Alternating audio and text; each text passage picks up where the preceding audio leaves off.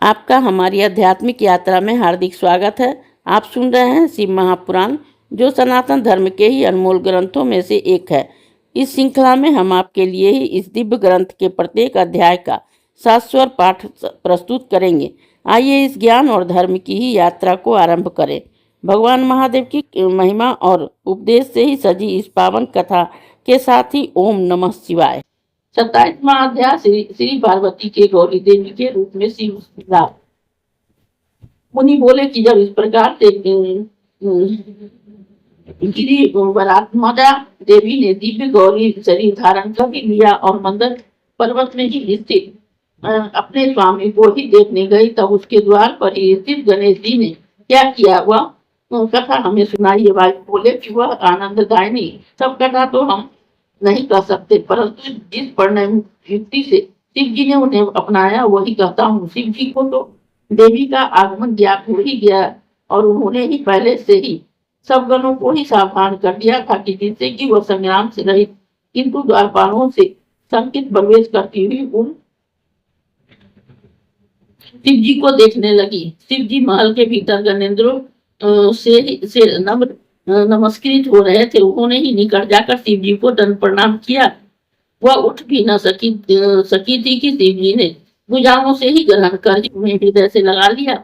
वह उन्हें अपनी गोद में ही बिठाना चाहते थे, परंतु हंसती हुई देवी पलंग पर बैठ गई।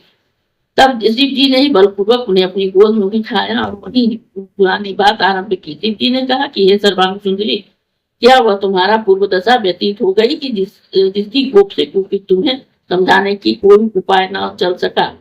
हे प्रभु, हे सुगुरु, तुम्हारे स्वभाव से वह काली का शब्द हरण हुआ कि नहीं, यह मेरी चिंता का ही विषय बना हुआ है। उस समय तुमने अपनी इच्छा के बल से हमारा वह परम भाव खुलासा दिया था, परंतु तुम्हारे हृदय में कोई कलुषता नहीं थी, जो साधारण मनुष्यों के समान एक दूसरे के अप्रिय का कारण होती है, परंतु हमारे प्रेम की क्षमता तो चराचर से ही भिन्न है। मैं अग्नि धारक हूँ और तुम ही सोम रूपक मेरे साक्षात सिर पर स्थित हो। इस प्रकार से अग्नि सोमात्मक जगत हमसे ही स्थित है। तुम साक्षात अमृत रूप वाली हो और मैं अमृत रूप अर्थ हूँ। वियोग से ही इसकी प्राप्ति, हम दोनों विद्या और वैद्य रूप है, फिर हमारा और तुम्हारा वियोग कैसे हो सकता है? हम दोनों किसी भी दशा में वियोगी नहीं हैं, तथापि जो वियोग हुआ है वह बड़े ही आश्चर्य की बात है, किंतु इसमें दूसरे पर अनुग्रह करने की सिवा कोई बात नहीं है। यह हमारी एक ही लौकिकी मात्र है। देवताओं के कार्य के लिए ही मैंने वैसा लीला वचन कहा था, जिसे तुम जानती भी हो। फिर क्रोध किस लिए किया? त्रिलोकी की रक्षा के लिए ही तो मुझ पर क्रोध किया था। भला तुम प्राणियों का ही अनंत कैसे सह सकती थी? तब श्रृंगार के भाव से ही स्वभाव की सुंदरी परमेश्वरी अपने स्वामी के कहे हुए इस सत्य वचनों को सुनकर ही कौश की चरित्र वर्णन करने लगी और कुछ न बोली। उन्होंने उस प्रिय बोलने वाले ईश्वर से कहा कि जो मैंने कौश की बनाई है उसे तो आपने नहीं देखा है ना, वैसी ही कन्या न तो संसार में है न होगी। उसका बल पराक्रम और विजय विंध्याचल में ही स्थित है, जो युद्ध में ही शुभ निशुभ का वध करेगी।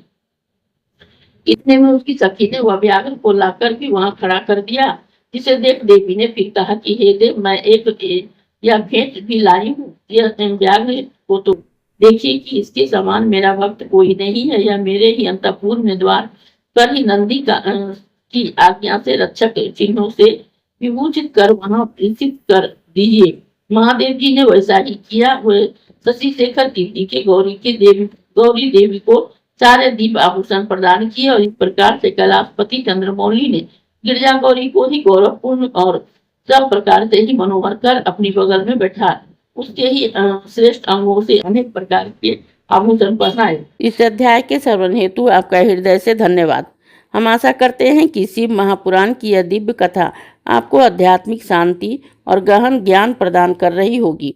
कृपया अगले अध्याय के लिए हमारे साथ जुड़े रहें और अपने सुझाव एवं भावनाएं कमेंट के माध्यम से अवश्य साझा करें। धर्म, भक्ति और ज्ञान की इस पावन यात्रा में आपका साथ हमारे लिए अत्यंत मूल्यवान है। ओम नमः शिवाय। यदि यह प्रस्तुति आपको पसंद आई हो, लाइक करें, कमेंट करें, सब्सक्राइब जरूर करें, बेल आइकॉन दबाना ना भूलें ताकि अगला अध्याय आपसे छूटे नहीं। और इस पावन ज्ञान को ही शेयर करें अपने परिवार और मित्रों तक।